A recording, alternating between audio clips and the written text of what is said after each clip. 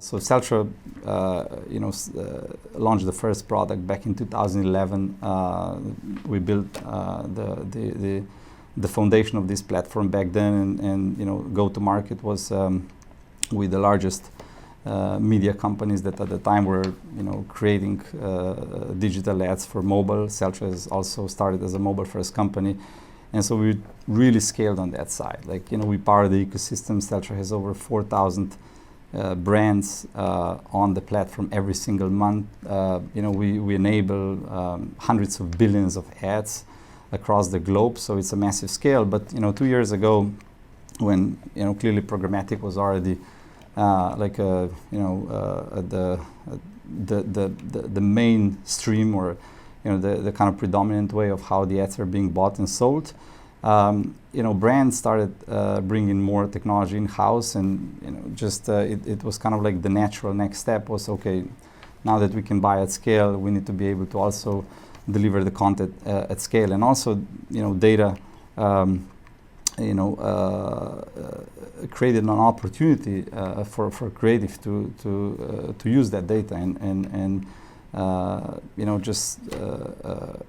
improve overall experience for the consumer. So 2 years ago, we started working with brands, and this is now at the stage where the market is really taking off. We are seeing more and more large enterprise brands coming to us.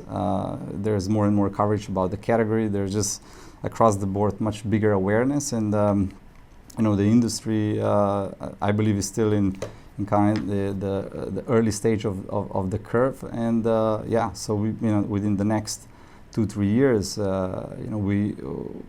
we see that this is going to grow significantly, and we'll probably work with thousands of brands across the globe to automate their creative production management process, make them better and more effective advertisers.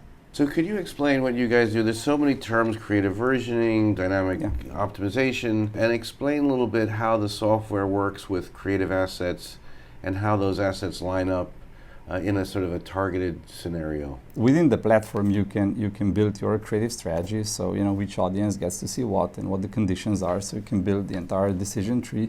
And then you can execute this with a first of all, the problem is just to get this out, to be able to do this efficiently at scale and be able to really kind of monitor how the content's performing, and then also optimizing on the back of this data, right?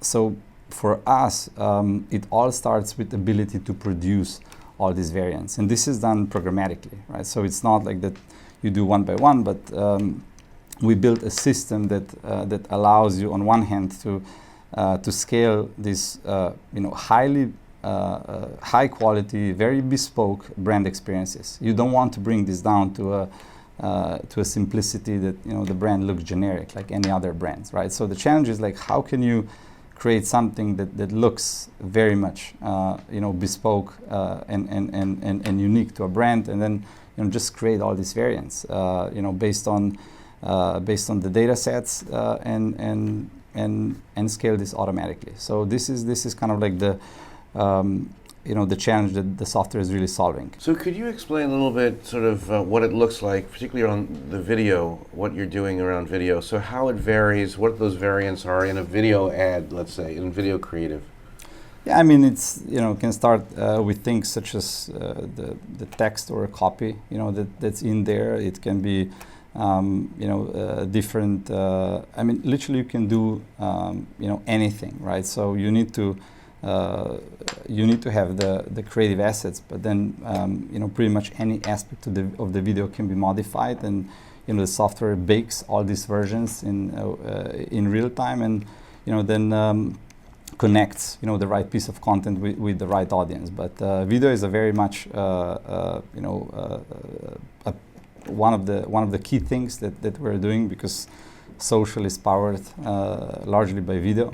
And there's just a greater and greater demand for video content in advertising.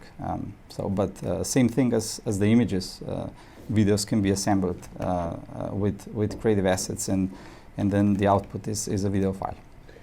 So what are the expectations from the brands from around this sort of process in terms of the results that they're seeking, and what are the sort of key KPIs, if you will, that they're looking for, and also how does this affect the economics of the media investment? It must be, obviously there's costs involved, and what's the value proposition there? Yeah, the important thing is, to brands, at least to those that we work with, is the ability to deliver a relevant message to a relevant person, right? And they believe that if you do that, the advertising is better, and ultimately such advertising should perform better, right? So usually we don't start with a discussion around, lift, how much lift is personalization going to deliver. This is also a process where, brands start using dynamic creative to build insights, to learn more, to get better, and so it's an iterative process that over time, should get you to much better results across the board, right? And so it is very hard to take creative, out of this equation. Just say, look, creative is going to deliver you X, lift. It depends on what the creative input is, like, how big is that, difference, how the offering or the product is resonating, how the media is being optimized. I mean, there are so many things that actually are gonna, define the end results, that you can't just talk about averages, like, optimization is going to deliver 100% lift. It's you see this kind of case studies out there, and you can achieve that on a single campaign, but when you look across the entire marketing, it comes down to, okay, can you actually deliver relevant content, based on audience data, contextual signals, and can you continuously optimize and learn from this, build better content, deliver better experiences, and ultimately achieve better results through advertising. So this is what we see as a, is really, the essence of the optimization.